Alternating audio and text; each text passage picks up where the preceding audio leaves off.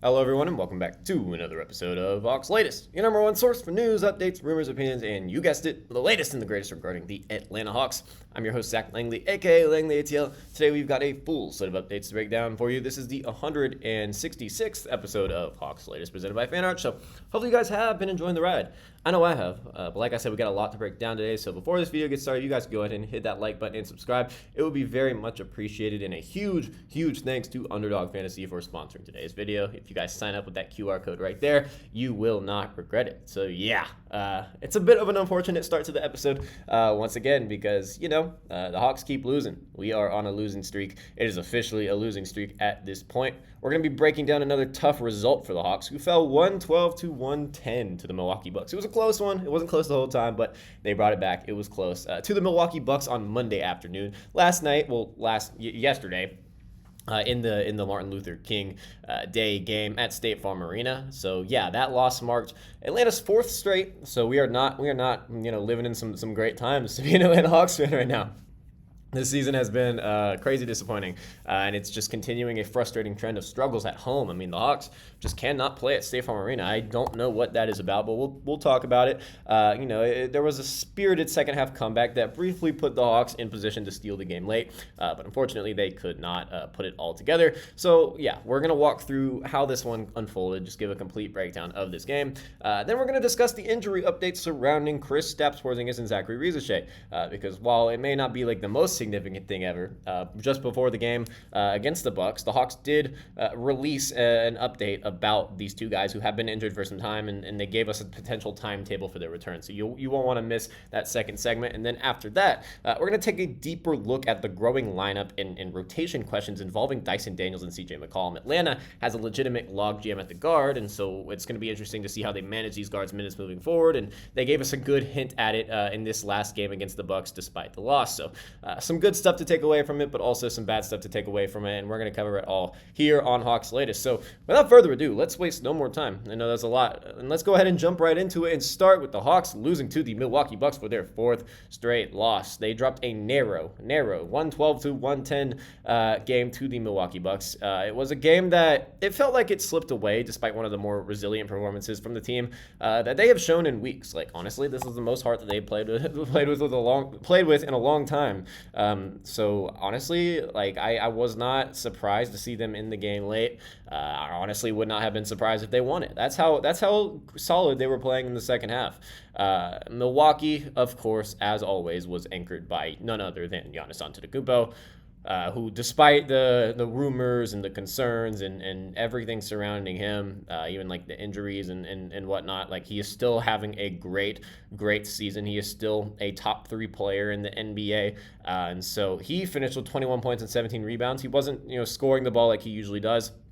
I thought Atlanta's interior did a decent job. They did all right. They were serviceable. They didn't allow Giannis Antetokounmpo to get into the paint whenever he wanted, although he sometimes would beat them down the floor, and then it would result in an easy bucket for him. But he was killing it on the glass, and so he had like a double-double in the first half. So, but yeah, like Giannis anchored the Bucks attack.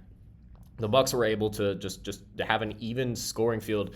They saw 6 players score in double figures, which is just it's a key to success in today's NBA team ball. The Hawks have seen this several times, like from their lineup, and also teams going against them, and the results have been telling. They have been like as you would expect, and so the Bucks are a bit similar to the Hawks this year. They've honestly had similar situations, although it's kind of disappointing that they have, because many expected the Bucks to be significantly worse than the Hawks this season, like for the entire year, but they haven't been. They've been like right around. They've been kind of the exact same ball club, and so, but yeah, like the way they're similar in this specific circumstance is because they also entered the game on a 3-game losing streak, just like our Atlanta Hawks. And the Bucks, like early, they looked determined. They looked like a team that really wanted to snap out of their losing streak. And you know what? I respect that. I mean, they were motivated to get an important road win, and their hot start was the whole reason that they were able to get their important road win. They raced out to a massive lead that appeared to put the game out of reach.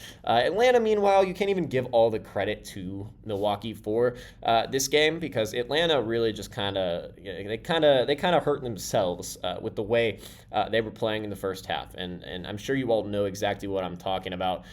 They trailed 54-38 at halftime, only 38 points at halftime, only 19 points in the first quarter. Like the offense was awful, honestly. Like there's no other way to put it. It was a really bad offensive game, and the scheme wasn't even bad. They were getting open look after open look. They just were not able to make them, and they also fell behind as many as 23 points early in the third quarter. And so they got off to like a rough start in the second half, but then the second half they ended up putting it all together, and then trying to come back and win, and it almost happened. It almost happened. But yeah, offensively, nothing was coming easy all night, especially in that first half. When we scored 19 points in the first quarter and then finished the half with 38 points, because guess what? The Hawks put up 21 threes. Well, they put up 22 threes in the first half. But out of their first 21 attempts, they made none of them. They started the game 0 for 21 from 3. That was ridiculous. That was insane being there live and just seeing them brick and brick and brick and brick and brick and so forth. Like it was miss after miss after miss, and it was, like I said earlier, like it was open looks. I mean, this was not like everyone was going at Quinn's head, and it's understandable to be frustrated at Quinn for other things. But the Hawks, the Hawks offense was generating an open look damn near every possession. They just were not hitting. They were not connecting. And honestly, some of the misses were bad. It would be like complete bricks off of like the back rim or the left rim, and it was like I couldn't understand what I was watching. I was like, these are NBA players that genuinely just cannot make an open 3-pointer. And it was our good 3-point shooters. It was Nikhil. It was CJ. It was even Jalen. It was guys who normally would make defenses pay for leaving them open, but they were not at all. And it was really frustrating. And so then when CJ McCollum took a 3 late in the half, and he made it, and that was Atlanta's first make. They started off 1 for 22, but when he made that 3, the crowd pop was hilariously loud. That was like some of the loudest I've heard State Farm Arena all season. CJ made a 3, and everyone just went crazy. And honestly, I was in my media seat kind of clapping it up, because I was like, you know what, we'll celebrate our small wins. I mean, obviously, this isn't a thing that we should be celebrating, but we made a 3 after missing 21 straight. I think that's worth celebrating a little bit. But despite those early struggles, Atlanta found life, and later in the third quarter, and then early in the fourth. And as the fourth really progressed, I mean, they just continued to attack. Their defensive intensity picked up, which really was solid all game. It was one of their better defensive performances in the past few games. Their pace increased. They were out and running. They were getting Jalen comfortable, which was a major key to potentially having a chance to win. But yeah, they began to just chip away at the deficit, despite how many timeouts Doc Rivers would call. What made the comeback particularly impressive is because it came without the benefit of perimeter shooting. And so then they really started hitting from the perimeter late in the game. And so then that was all coming together, and then that's what really got them back. But the thing that initially got them back was defensive pressure and transition opportunities and strong individual performances that did not have to do with the 3-ball. So the Hawks eventually actually took the lead late in the fourth quarter, and I was like, oh my God, we're about to come back and win this thing.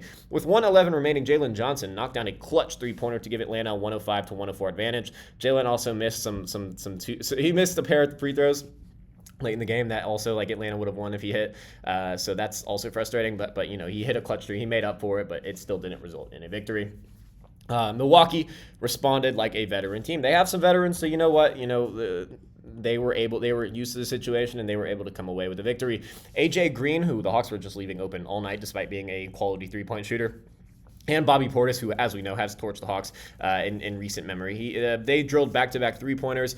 They were really hitting tough shots late, and it really powered their victory. Giannis Antetokounmpo got himself a basket on the inside that pushed Milwaukee ahead 109-105 with just 36 seconds left, and from there it was looking kind of inevitable. But here's the thing, Atlanta was never out of it. They kept fighting. Nickeil Alexander-Walker hit a 3 to keep hope alive, and Ryan Rollins also missed a free throw from Milwaukee. So the Hawks had one final opportunity, and then CJ McCollum just took the ball up the floor and was adamant on taking that final shot, and it was a very, very, very contested look. It also got tipped a little bit, and so he was really off balance, and it clanked off the rim, and that sealed the game. That won it for the Milwaukee Bucks, and that was a really frustrating final possession. I know post-game, Quinn Snyder, he was asked about it, and he had said, he was supposed to kick it out, but then it got tipped. So then, but we do trust CJ with the ball. That was most of his quote, and so that has also led fans to a little bit of frustration because CJ McCollum has been with the team for like a week. So I don't know. I don't agree with that decision, but also like if the plan was truly for him to kick it out, then I kind of understand the vision. But also CJ did not look like he was going to kick it out at all. Like he looked determined to score that ball and be the hero, but yeah, he was ultimately unable to be the hero. So Na led Atlanta with 32 points and one of his best performances of the season, honestly. Like in that second half, he hit 7 threes. He went into halftime like 0 for 8 from 3 or 0 for 7 from 3. And then in the second half, he hit 7 threes. Like he was Mr. Clutch. Like he was trying his best to keep Atlanta in it and lead them back, but he was unable to. I got to talk to Nikhil after the game, so probably next video I'll have a breakdown of kind of what he said and kind of like the conversation. It's pretty interesting. Jalen Johnson added 28 points, 16 rebounds, having hit one of his best games in recent memory because he's been struggling a little bit. And still though, the Hawks fell and they are now 7-13 at home.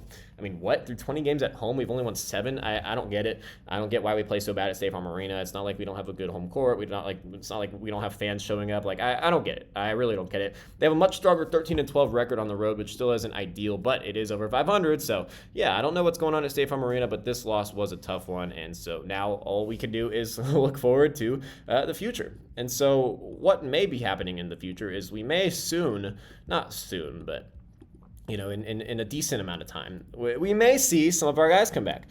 Zachary Ricochet and Kristaps Porzingis have missed some time.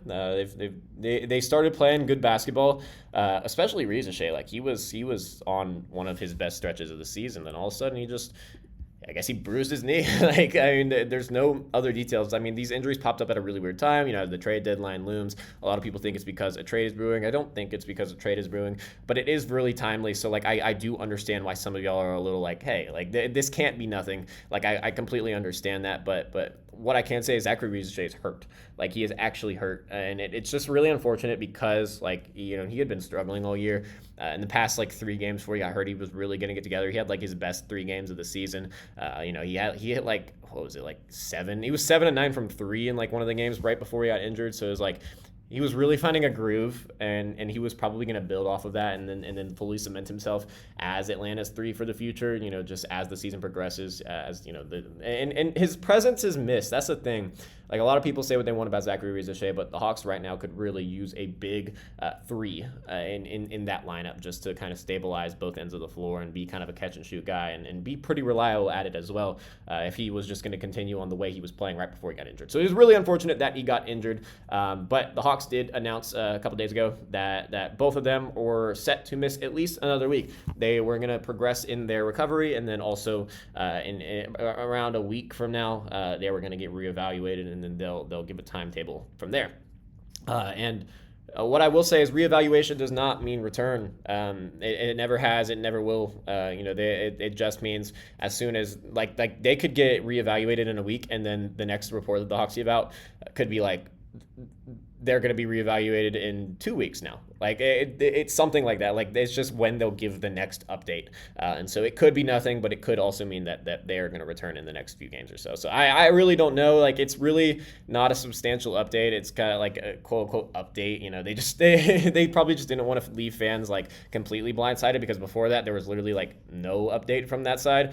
So yeah, that's pretty much the extent of it. And so Porzingis sat out his 6th straight game on Monday against the Bucks as he continues to deal with that left Achilles tendonitis, which Achilles tendonitis is it's not something to mess around with. If that's truly what is going on with Porzingis, last year Trae Young had it. And it lasted him the entire season. He continued to play through it and everything, but you could see it was kind of stopping his burst a little bit, and it wasn't easy for him to get to the basket or get out in transition because of the way that your Achilles is very important.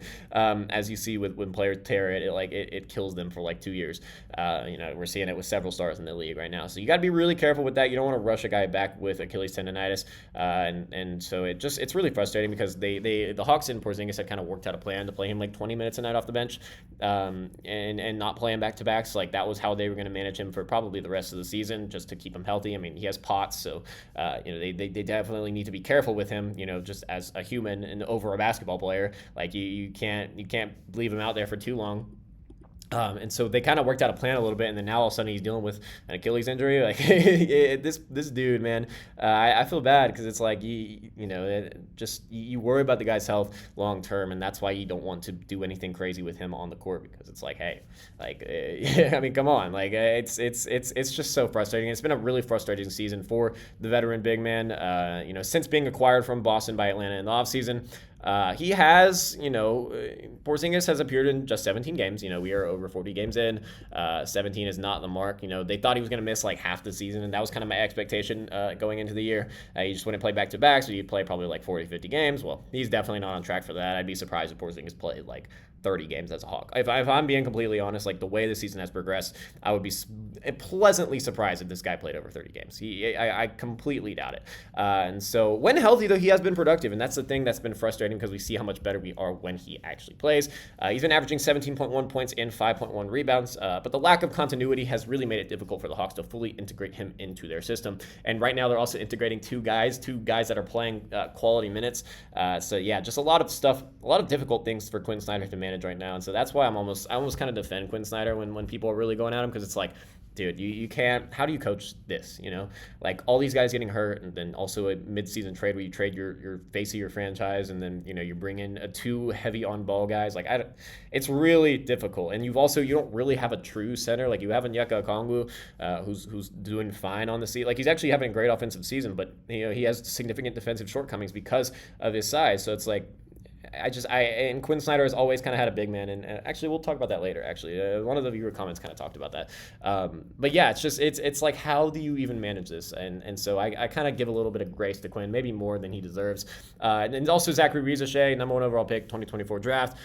This is also his 6th consecutive missed game, and the bone contusion in his left knee. It comes at a very frustrating time. As I said, he has been killing it in recent times, and so him getting hurt at that time is just a real deflating moment on the season. And so they've been really cautious with the second-year player, as we've seen in his minutes share. And that's been the thing that has really frustrated me with Quinn.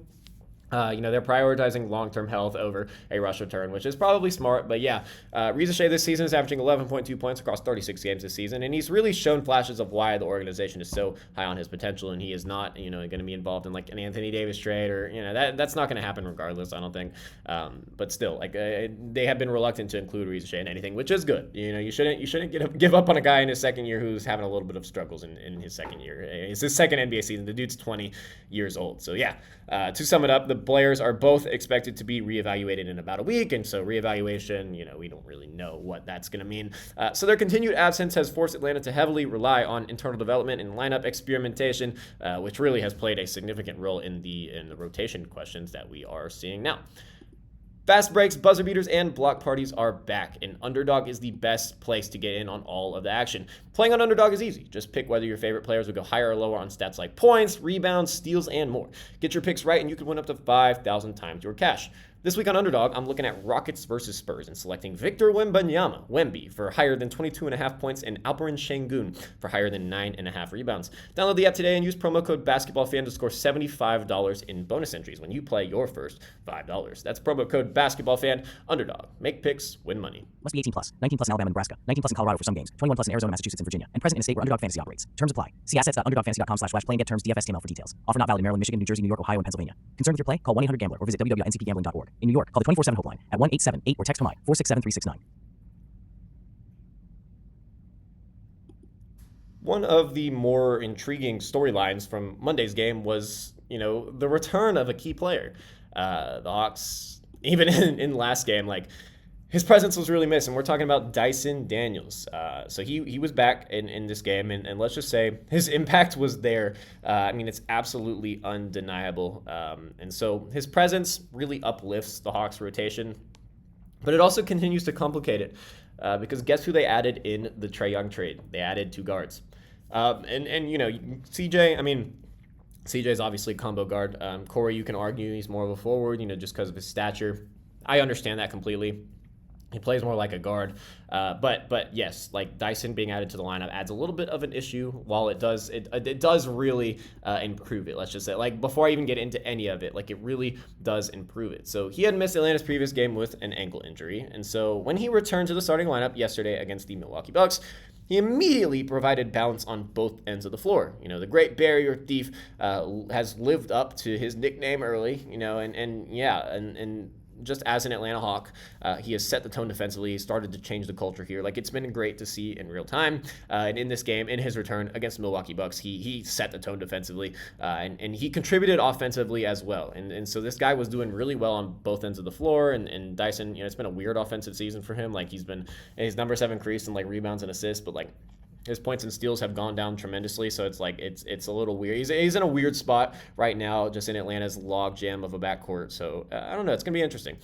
In the first quarter alone, Daniels posted 8 points, 5 rebounds, and 2 assists, and so he was looking like Atlanta's best player right out of the gates. And I don't even think it's particularly close. He was attacking the rim aggressively, and he was finishing with ease against a soft Milwaukee interior.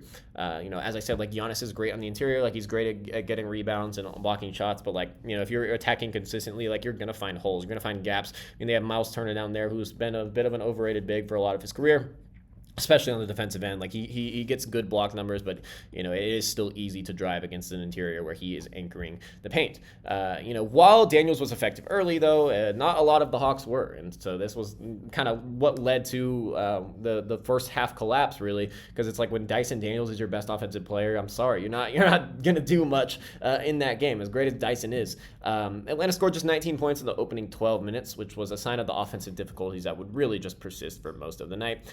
As the first half progressed, the Hawks' shooting woes became impossible to ignore. As we have talked about, they missed 21 straight three-point attempts right out of the gate, and so it was that stuff like that is typically a recipe for a blowout. But Atlanta just wouldn't go away. They stayed within striking distance largely because of their solid defensive effort. And guess who was at the lead of that defensive effort? None other than Dyson Daniels. I mean, what can you expect? Like, all of a sudden, like, Atlanta is having horrible defensive games over and over again, and then all of a sudden Dyson Daniels comes back, and then they're having a good solid defensive game again. I mean, this guy's impact is undeniable. He was causing a lot of pressure to Milwaukee's guards and really forcing them into uncomfortable shots. And so in the third quarter, it was just even more. Like, as the game progressed, he just continued to impact the game even more.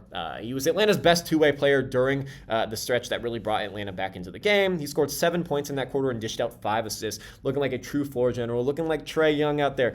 He was constantly, like, despite him having a great offensive performance, he was constantly providing pressure on the defensive end, consistently disrupting passing lanes and pressuring ball handlers. Like I said, just making things very uncomfortable for Milwaukee's ball handlers. His energy seriously helped the Hawks trim the deficit to just 8 points entering the fourth quarter, gave them a lot of momentum heading into the final frame, which ultimately led them to take the lead with like just a minute left and almost complete a very, very spirited comeback. And it completely changed the complexion of the game. So what stood out just overall? A lot of things stood out from Dyson's performance yesterday, but what stood out most was the minutes distribution. Through 3 quarters, Daniels had logged 22 minutes, and so that's like solid. That's not like crazy amount of minutes. Sometimes you see guys play like 20 minutes in the first half. He had 22 minutes entering the final frame, but the thing that was notable was that CJ McCollum had just played 17. And so this was notable considering that CJ McCollum had actually carried the highest usage rate on the team in his first 4 games in Atlanta. That was something that needed to change ASAP. Like we could not spend any more time with CJ McCollum as our highest usage offensive player. Like, that was completely unsustainable. I mean, and I'm not even going to say that because it was losing games for Atlanta and it was just going to continue. So maybe it was sustainable because it was just going to keep losing us games if we had CJ as our highest usage player. And so it was clear, though, that Quinn Snyder wanted to get off of that as soon as yesterday's game started. And so, like, he was experimenting, trying to recapture the defensive identity that defined the Hawks before the blockbuster trade that really made them confident moving off of Trae Young. We didn't expect for the defense to completely fall off a cliff once we traded Trae Young, but it has. And so we got back to kind of some of the things that makes Atlanta special in this last game against the Milwaukee Bucks. For the most part, the new approach by Quinn Snyder, the refound approach by Quinn Snyder, it worked. Atlanta's team defense in this game was significantly improved, even if the offense remained inconsistent, but they got it together in the second half, so I can't really judge. In the closing minutes, Snyder actually opted to have both Daniels and McCollum on the floor together, and so this combination of offense and defense, Daniels' defense with his, solid playmaking, McCollum's just overall shot creation, it really fueled the late comeback. I mean, they were looking great on the floor together. I don't want CJ's missed shot at the very end, an awful possession at the very end to cloud what was a very, very solid performance for him. I mean, Atlanta doesn't come back in this game if it isn't because of CJ's shot creation and offensive gravity. So after this game, I mean, the path forward does appear clear. Dyson Daniels needs to play heavier minutes, particularly when the defensive intensity is required. CJ McCollum still has value, especially late in games, but the balance seems to come from pairing them together in key moments rather than forcing McCollum into such a heavy minutes load and such a heavy usage role. They need to be careful with how they manage CJ McCollum because he can be very valuable if they use him correctly, but if you're using him like a number one option, like you're never going to win. And so that's the reality of the situation. As unfortunate as it is, he's no Trae Young, obviously, and so like we need to be careful with how we manage him. But I do like him and Daniels playing together. So if they're going to play McCollum heavy minutes, just have him play alongside Dyson Daniels or some other tough defenders, and you'll probably get solid success and solid results. So. Now moving on to our final segment, which is our viewer comment section. I have loved implementing the viewer comment section. It gives you guys a chance for your voice to be heard, and it gives me a chance to respond to some of your guys' bold takes. I haven't shied away from responding to some crazy comments, and I don't think we got any crazy comments today. Actually, we got one that's a little interesting, and so I'm going to see what you guys think about that. It's going to be the last one. But let's go ahead and get into it, and let's respond to some of your comments. So. At KSmith3333 said, Quinn Snyder had the most success as a head coach when he had a big man to cover for everyone on defense. That's not necessarily a bad thing. Even Phil Jackson struggled as a coach when he lost Horace Grant. Although he wasn't a 7-footer, Horace was a solid rebounder and defensive presence. Without that, even when MJ came back, the Bulls were mid. No, you're completely right. And honestly, I don't even think this is just a Quinn thing. And as you said, like it was kind of like a thing that Phil Jackson struggled with as well. It is a lot easier to draw up defensive schemes when you have a for sure defensive presence down low. Like that's a major thing in building a defense and how they communicate, how the guards communicate on defense and how these guys play connective. Because when you have a dominant force down low, and we've seen it with the limited action that Kristaps Porzingis has played. Like when you have a consistent presence down low, regardless of how great of a shot blocker they are, how mobile or agile they are, it forces guards to not go down low. Like and Atlanta has nobody that guards are afraid to drive on. Like people will literally not go in the paint when they see like a 7'2" guy out there. Like they will genuinely avoid it and they'll play more on the outside. They'll get uncomfortable. You do need like an anchor, and that's why they brought Kristaps in, but he does not play. And so like coaches historically struggle with this, and Quinn Snyder does struggle with this as well. I mean, he had Rudy Gobert in Utah, and Rudy Gobert is while I have certainly some complaints about Rudy Gobert. This guy's a very solid defensive player, and in his peak he was probably the best interior presence in the league on the defensive end. So not having a guy like that is going to really hurt you. And so a giant big man will cover for everyone on defense. It may not be perfect, but if as long as that guy stays in the paint, like you're looking at a solid defense. Like it can never be too bad. And so when the Hawks have Onyeka who's switching out to fives, and then it's just allowing like literally everyone to just drive and get whatever shot they want. So I appreciate the comment. It's very true. Quinn does struggle with that, but also as you said, like other coaches have historically struggled with that. So I don't know if we can pin that all on Quinn. At Sincere Wyatt 4538 said JJ needs to play the 3. Yeah, I agree.